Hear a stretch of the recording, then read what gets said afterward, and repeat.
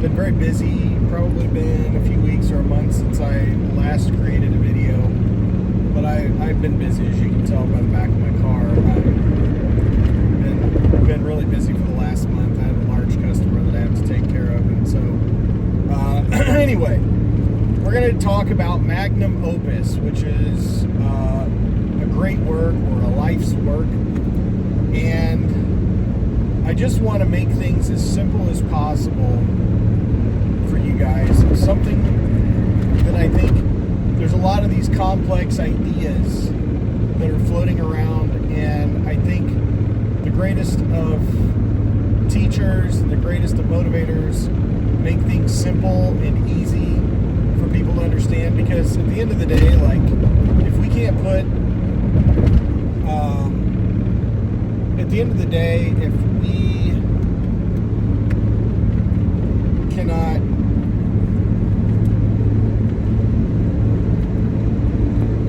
plug and play these ideas and the things that we learn into our life, really, there's no purpose. So the goal is to make things as simple as possible for you. So we're going to talk about the Magnum Opus, the life's work, or your great work, okay? So let's just imagine now you're on your deathbed and you have spent 84 years of your life on Earth, and you're surrounded by, maybe your wife's next to you in a wheelchair, and your kids are, grandkids and great-grandkids.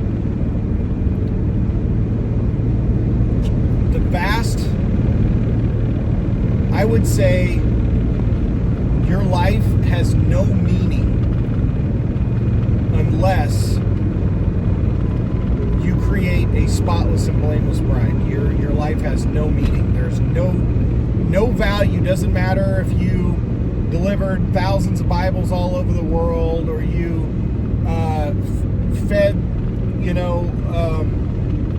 starving squirrels in Africa, or you saved the yellow-bellied tree frog from extinction. It doesn't matter. Nothing you do matters unless you train up a wife to maturity, unless you create a spotless and blameless bride. Look, if the whole purpose of Christ coming to earth was to create a spotless and blameless bride, if that was his whole purpose of coming here, and we are to be like Christ, all we have to do is go back to Genesis, the very beginning.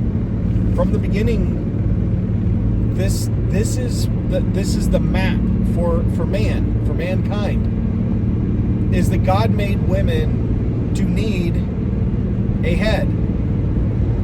God made men to need worshipers, to need a kingdom.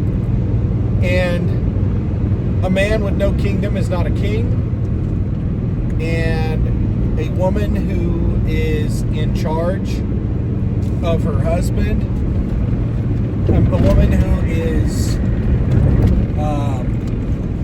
the head in her home, is not fulfilled. Women want a great lover. In the same way, men are infatuated with their relationship with Christ. Men absolutely love Jesus. Like the men who are sold out for God, like they have this insatiable desire, in burning desire to know Christ and to know him better and better every day, and to submit to him and obey him and do everything that he has, right? Okay? Women want that too.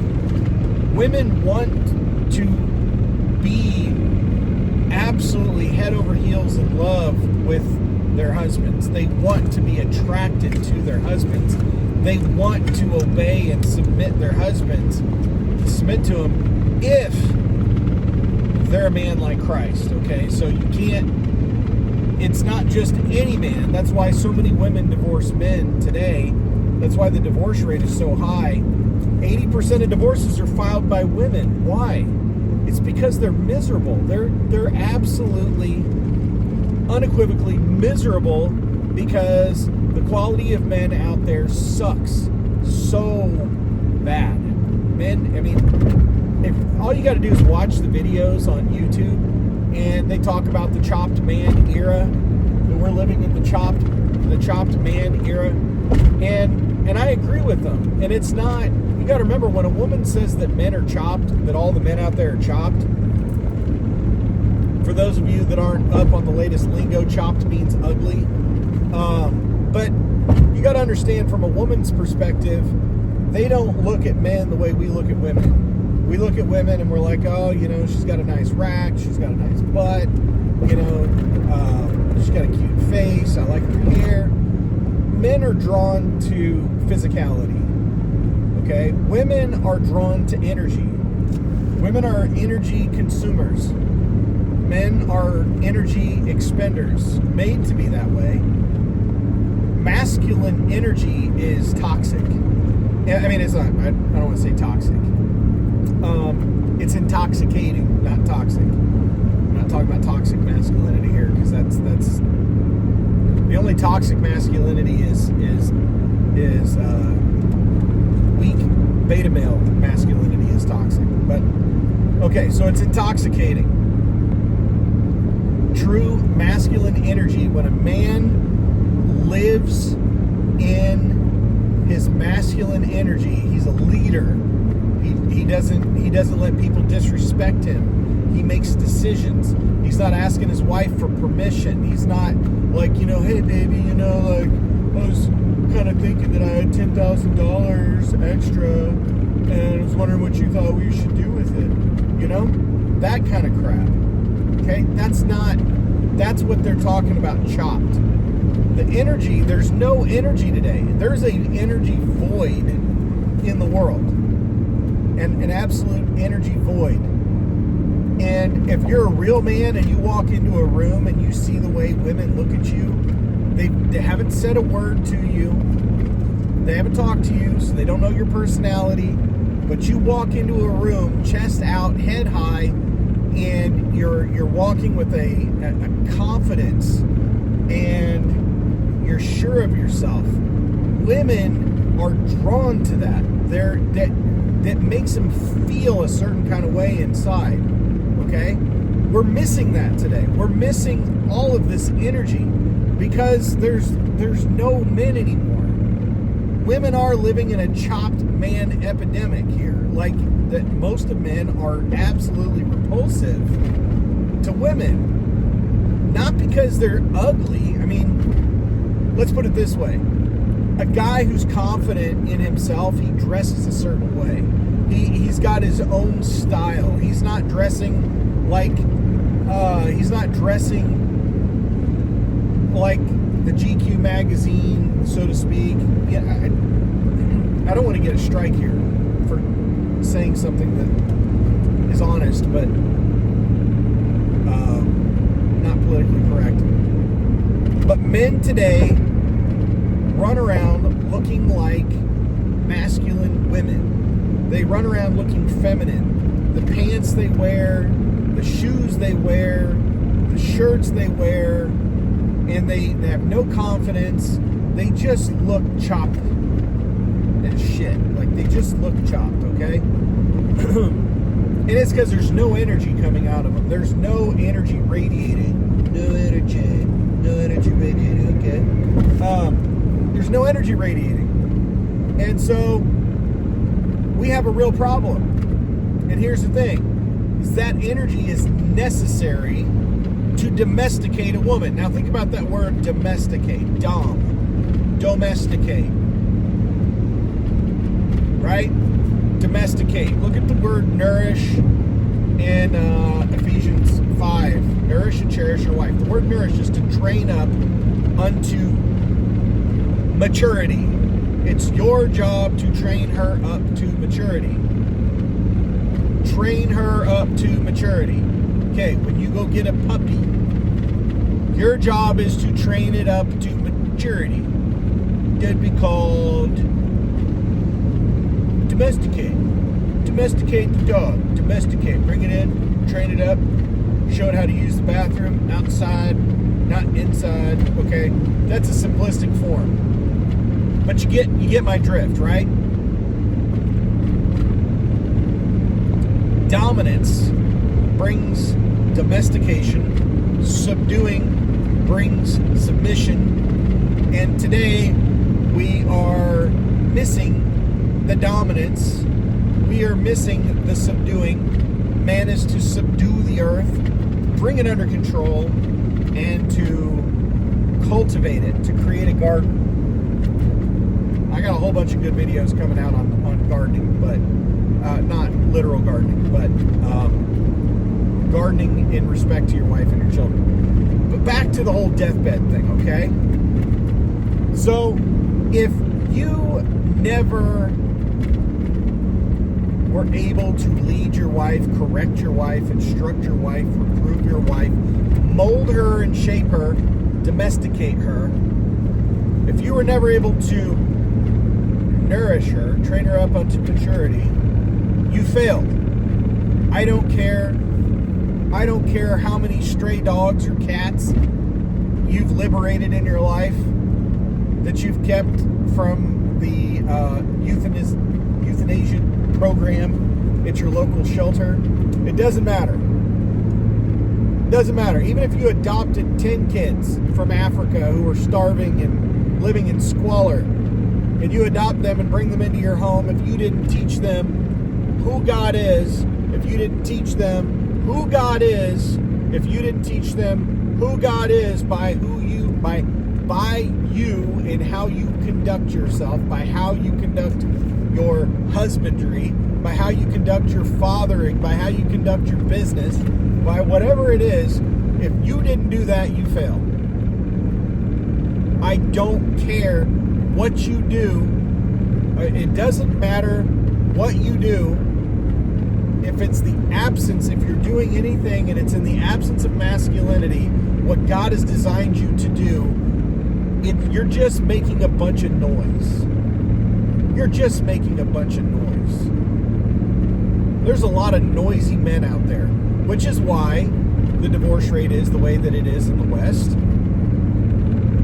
Which is why women are not sexually fulfilled. Guys, having sex with a woman has, for her, like a man, it's A plus B equals C. You know, body part A goes into body part B and produces C. Orgasm, right? Very simple. Very, very simple. For a woman, it's not A plus B equals C. Okay?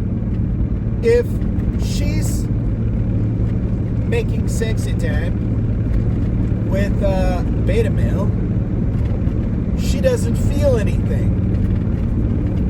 Okay?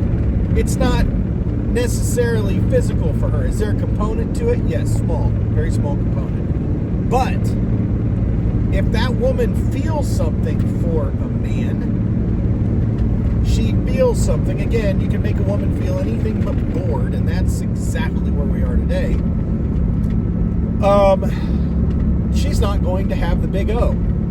This is why married women today are bored out of their minds, because their husbands are predictable. They're like children. They're like little boys.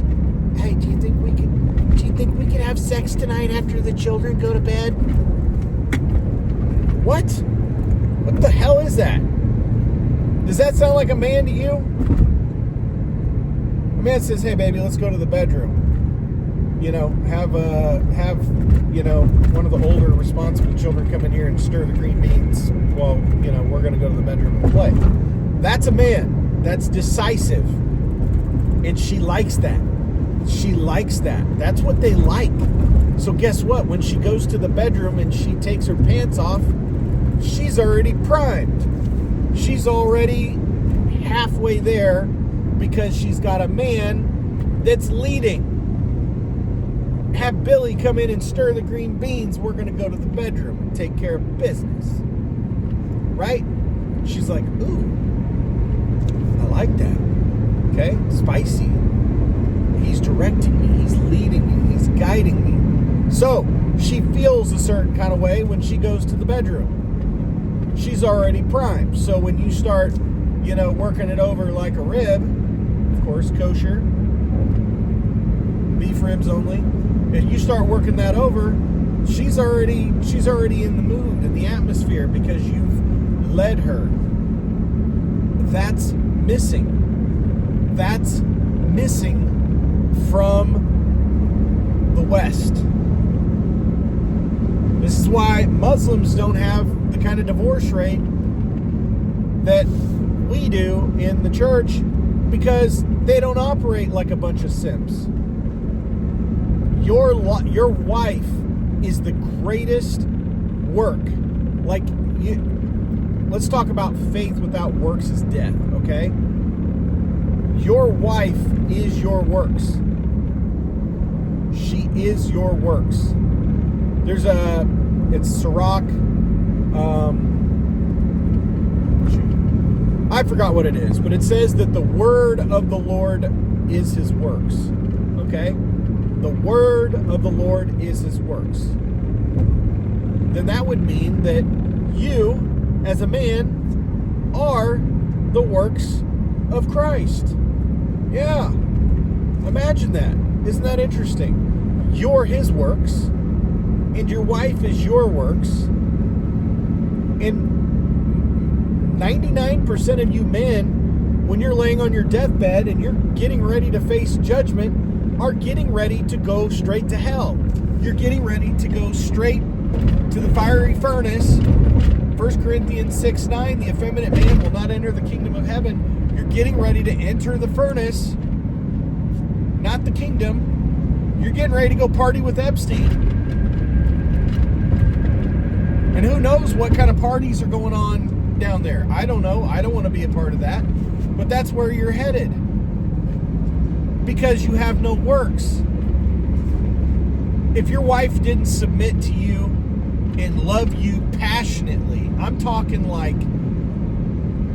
telling you guys, doesn't matter whether you've been married 10 years or 50 years, your wife should be just as eager to please you and love you and care for you and do as you please, do the things that you want and ask of her.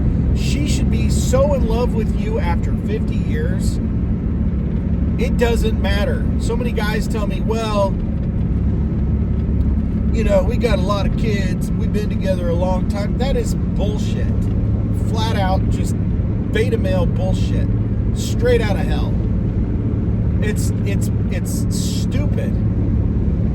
I've got 8 children, and She've been with my wife for 14 years. And they're like, I'm telling you,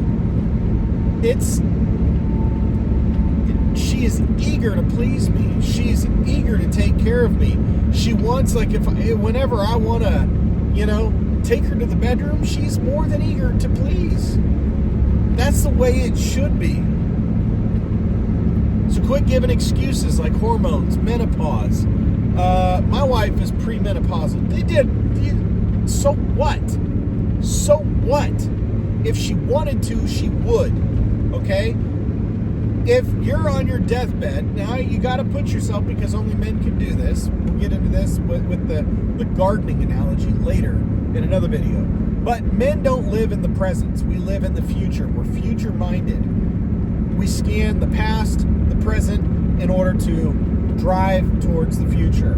Women are not this way. They live right now, in the moment. They're very much in the moment. Think for a minute what your judgment going to look like when you die and you show up at the pearly gates and the big white throne of judgment, and God says, what'd you do with what I gave you? And you're like, well, I fed lots of homeless dogs, and I saved a lot of cats and dogs from euthanasia. I saved the yellow-bellied tree frog. What? Well, who gives a shit? Who gives a shit? What'd you do with your wife? What did you do with your wife? You have nothing to show. If your wife isn't beautiful, and I'm not talking about makeup and all that. If she's not submissive, sweet, soft, caring, nurturing, if she's not those things, you fail. you fail. If your wife's a bitch, you fail. If your wife's a nag, you fail. If your wife doesn't respect you, if your wife doesn't want to wait on you hand and foot, you fail. Because just as you follow Christ and just as you wait on him hand and foot, whatever he says goes, and you love to do it, your wife, if you don't have that kind of masculinity in your bones, that your wife is like that, you fail. Your whole life was a miserable freaking existence. It was bullshit. God doesn't care how many cans you fucking recycle. God doesn't care how, it doesn't matter. Your wife is your works. She is your magnum opus, your life's works, your great works. And if you don't hand her over to God, the women belong to God. You don't hand that woman back over to him better than she was when you got her, you've got a massive fucking problem on your hands. Massive. That woman, you should be so close to God, and I'm talking like so close to God, because God designed her to be attracted to him, not you. She attracted her, she made her to be attracted to him, to where she desires him, his personality, his character. He's the ultimate bad boy. He's the ultimate, like, hey, look, get with the program or get the hell out of here. I'm not catering to you. When's the last time God came to you in the middle of the night and said, oh, baby, what can I do? Can I cuddle you on the couch? Can I make your life better? Look, he says, this is how it is. This is how it's going to work. Right? This is who I am. I'm God. This is what I expect. You either get with the program or you get out. One or the other, all right? He's the ultimate bad boy. It's his way or the highway. It's it. And we love it. As men, we're like, yeah, sign me up. Oh, yeah, tell me what I did wrong. Blah, blah, blah. Your wife should be the same way. Your wife should be so freaking obsessed with you. So obsessed with you. She wants to make sure she feeds you good. She wants to keep your belly full and your balls empty. That's the truth. Because you are like God. Jesus said you are gods, but you'll die like men. What's inside you? God says he created him. He created Adam in his image. Male and female, he created them. Okay? You were made in the image of God. You were made to have a worshiper. And don't start throwing rocks at your TV. Worship means to give value. Worship, worthship, to give value to. If she's worshiping you, she's not really worshiping you. She's worshiping the one that you are created after. She's worshiping the one that you represent. So she's in love with God, who is being lived out through you. Christ, not me who lives, but Christ who lives through me, in you, through you. That's what they fall in love with. And if you misrepresent God by being some little pansy ass, like, that's not who God is. You're a liar. You make God a liar.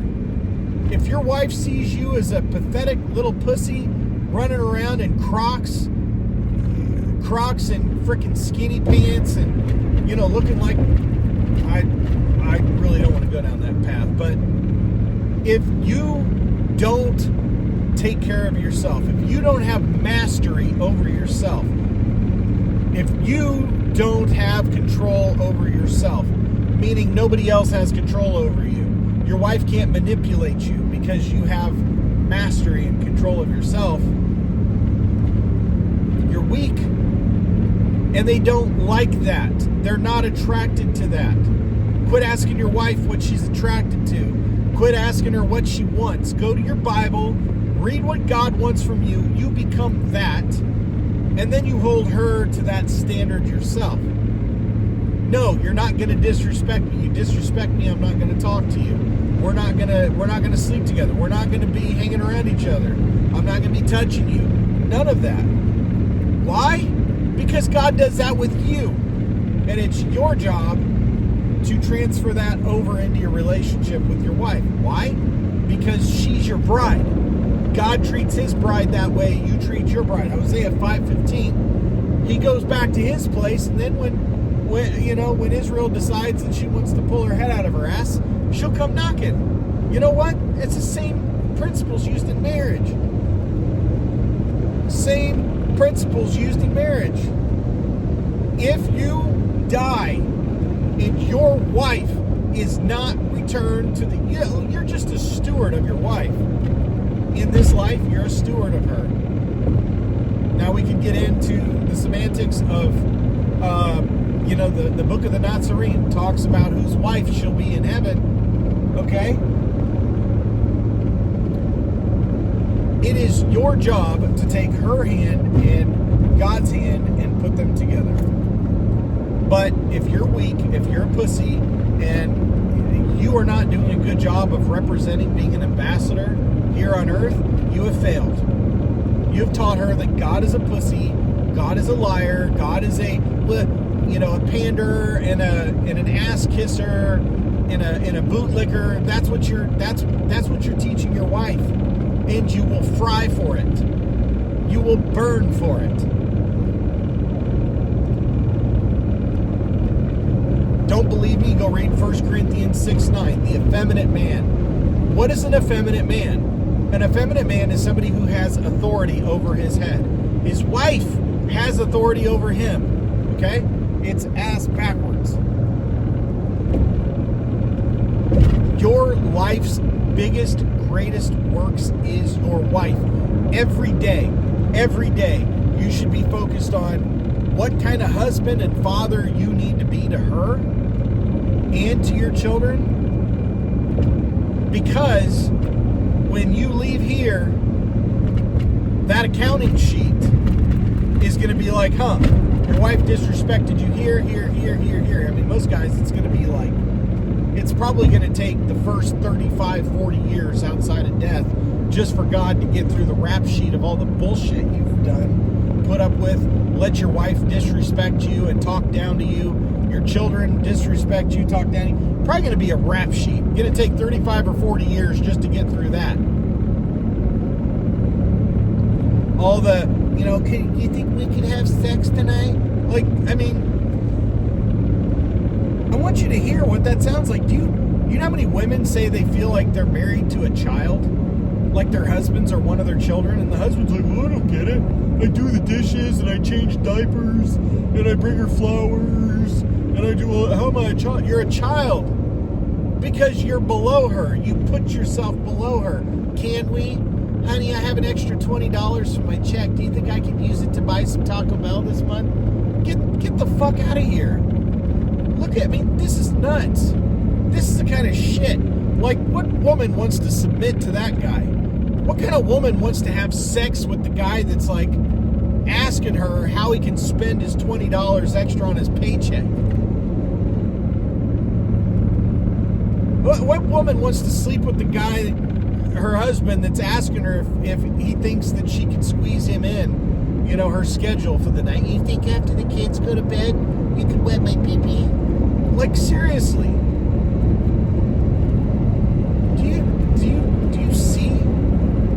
Do you see how dysfunctional that sounds?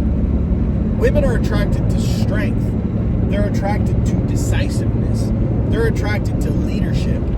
They're attracted to men who can't be manipulated by them. Men who they can't control. That's what they're attracted to. Your greatest work, by the time most men die at 84 years old, that canvas, which is their wife, will be painted by everything else in their life other than them. That woman will have marks on her from her boss, from her coworkers, from her children. She will be molded and shaped by anything and everything else. TV shows. She'll be molded and shaped by anything and everything at the end of her life but her husband.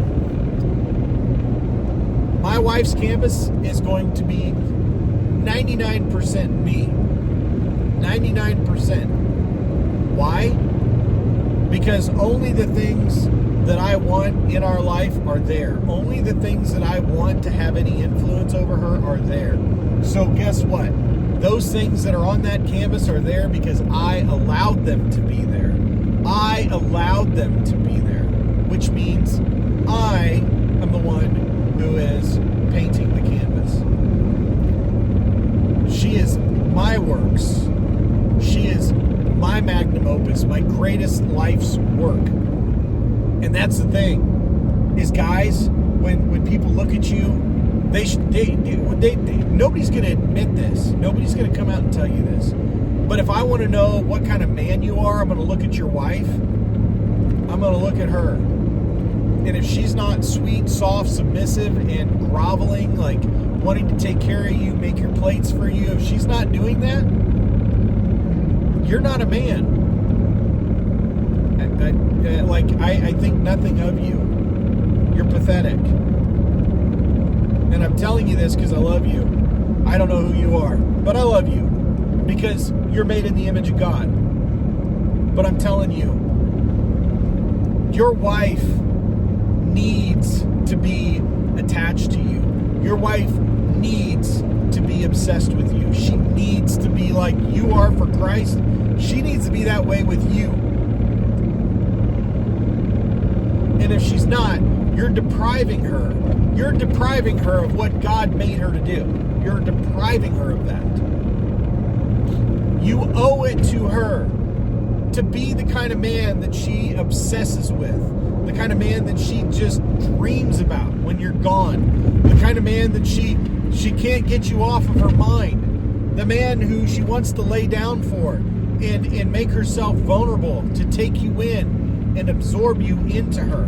That is what she wants, and you are the man that are supposed to provide that for her every day for the rest of her life / your life.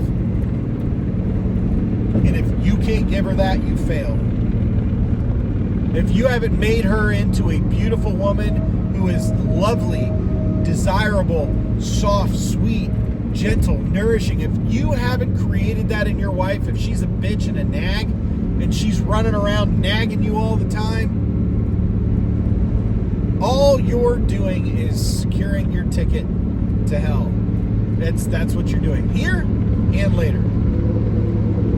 Most men are not happy. I watch people religiously when I go out into public, when I eat, and I work in the public all day long. I own a business that's involved in the public. I watch people, and they're miserable. The men are miserable because they're not getting laid. They haven't, maybe they get it for birthdays, Christmas, and Easter, and that's it. Because their wife has no desire to absorb their seed. The thought of sleeping with their husband is like the thought of sleeping with a sibling. It's disgusting. And you can't blame them. Men are miserable. Women are miserable because there's no men. Women, I'm gonna post a video. I'm gonna maybe do it tonight. Post a video of women talking about how chopped men, how excited they get when a real man looks at them and waves at them or talks to them. How excited they get because it's so lacking that when they actually see it, they like, oh my gosh, it's amazing. Think about it. Real men are like fucking unicorns. Could you imagine if you saw a unicorn today? You'd shit. Literally. You'd shit a brick if you saw a unicorn. That's how women feel when they see a real man. They shit bricks. Like literally. Because they don't get to see it hardly ever. A man who's confident, knows what he's doing in life, knows what his purpose is. And you can't, look, the magnum opus, she can't be your greatest life's work if you don't understand your purpose. That's the whole point of this video, is to give you purpose, to give you understanding. If you don't have a purpose, you can't give your wife purpose. That you serve something greater than you. That you serve something bigger, greater, more magnificent than you. A man is the glory of God. The glory of God. And your wife is to be the glory of you. But she's running around in frickin' spandex pants and trying to get attention from strange men. She goes to work. She's got, work husbands, and, she's disrespectful to you. She can't stand the sight of you, the smell of you, the fact she has to sleep in the same bed with you every night. Is that the glory? Is that your glory? You're not the glory of God if that's the kind of man you are.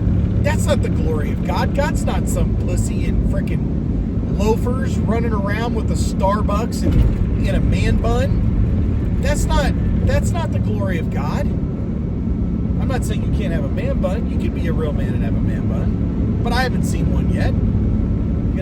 You can prove me wrong. But the thing is, all these men are pussies kissing their wife's ass, hoping that a little bit of crumbs will fall from the table, and oh, thank you, Lord, my wife is going to have sex with me tonight.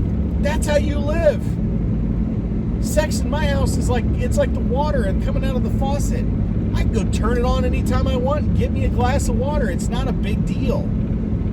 4, 5, 6, 7 days a week, whatever I want.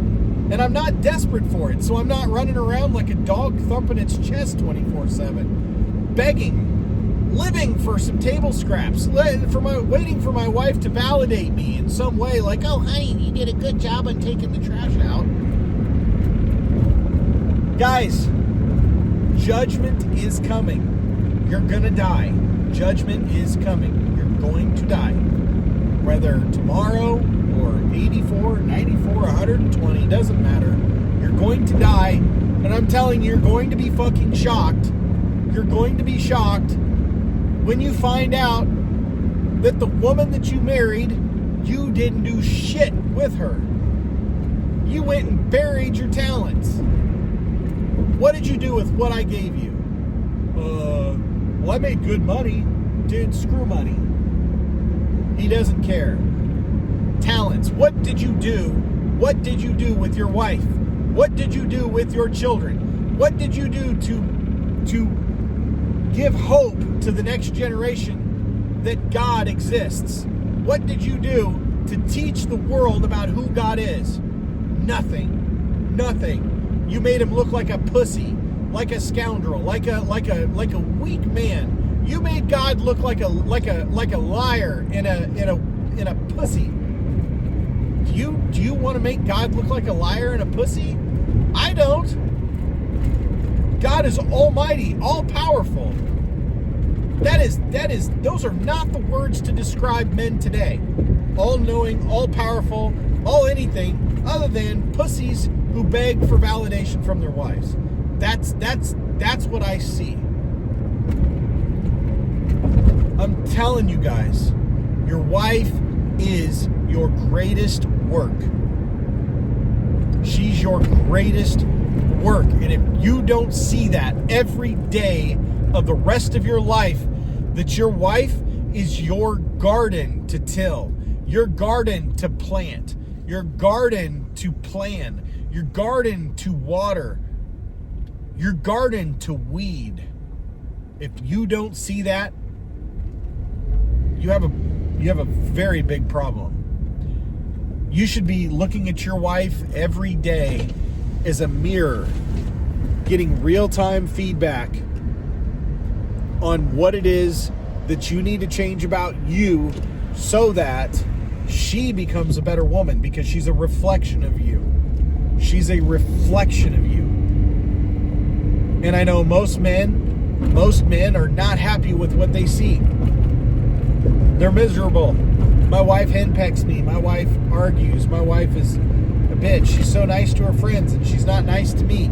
She's nicer to the guy at work than she is to me. Whatever it is, I talk to men all the time. They're miserable.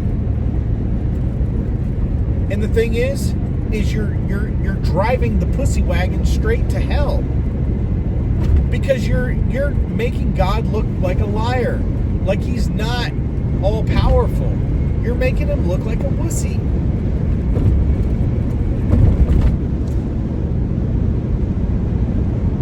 Guys, get serious about this. Get serious about this. And start by commanding respect, making decisions, being a smart, capable, congruent man. Start there. Being respectable by not letting your wife disrespect you. And I get, you know what, there's too much to go into, but I'm telling you, you've got to figure this out. You've got to figure this out. At the end of the day, if you don't figure this out, not only are you going to hell, you're sending your wife and your children right along with you. You're reproducing shit. You're reproducing garbage. Your children need to see your wife obsessed with you. Your children need to see that. They need to grow up in an environment where the daughter knows, look, if you're a weak man, your daughter's going to marry a weak husband. And you know what's going to happen? She's going to divorce him because he's a pussy just like you. And she's going to go marry another pussy just like you and then divorce him. And maybe the third one, she'll stick around because she's too embarrassed to do it 3 times. But she's never going to be happy because the normal that you gave her, you taught her what normal is. You taught her that normal is dysfunctional, weak-ass pussy men. That's what you taught her. So she's going to keep marrying it, and she's not going to be happy. But if you raise the bar, if you teach your wife, you train up your wife and you run the roost and you do what you're supposed to do, your daughters are going to want a man who lays down the law, a man who commands respect, a man who is respectable. And you know what? They're probably going to have a really hard time finding that guy, and that's a good thing. That's a good thing.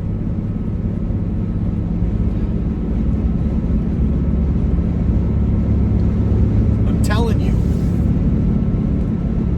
your wife and your children are dependent on you domesticating, of you subduing, of your wife submitting to you.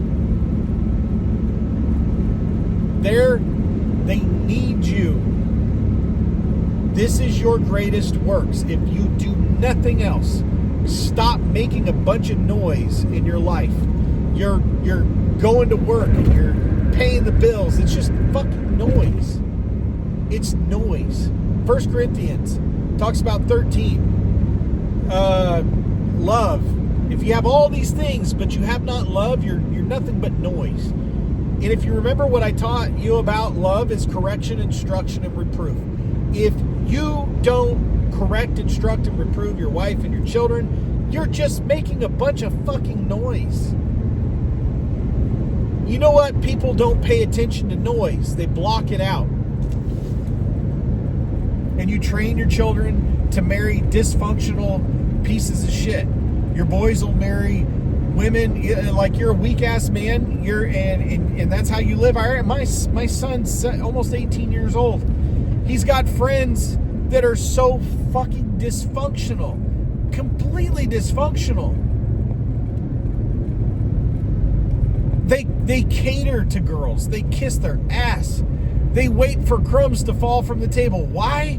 Because they see their dad doing it with their mom. They see their mom talking down to their dad. So what do? They get with girls who do the same thing to them. You reproduce a bunch of little blasphemers. You want to raise up a bunch of little blasphemer children that are running around blaspheming God when they grow up marrying a woman who talks down to them. When your wife throws herself at you in the bedroom, don't you think for 1 minute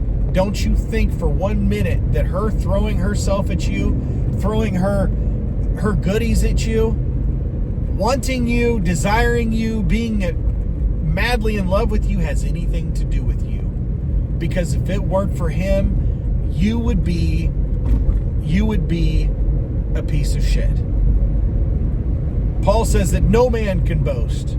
You know why? Because if your wife's obsessed with you, it's not because of anything other than the characteristics of God. And even people who are worldly, that are bad boys, the Chads, Pookies, and Tyrones, they have an aspect of God. They have an aspect of God down that you don't. And maybe, like, there's other parts of their life, they're alcoholics, drug addicts, cheaters, you name it, but they live life by a code. My way or the highway. Even though it's a perversion, the women are still attracted to the man that commands that, the man that lives like that.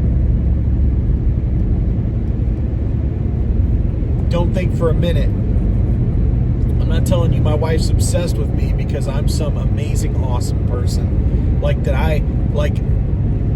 I want to be like my Father who is in heaven.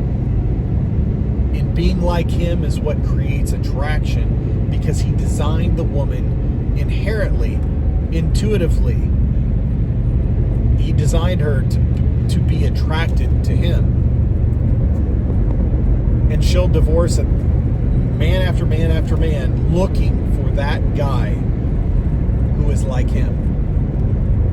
She's your life work.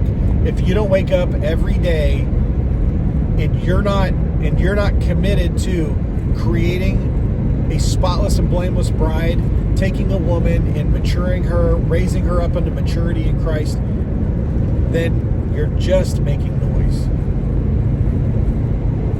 And you're going to face judgment, and your whole life is just going to be a sham. It's going to be for nothing. I hope this finds you well, and I might see you later tonight when I pop out a video.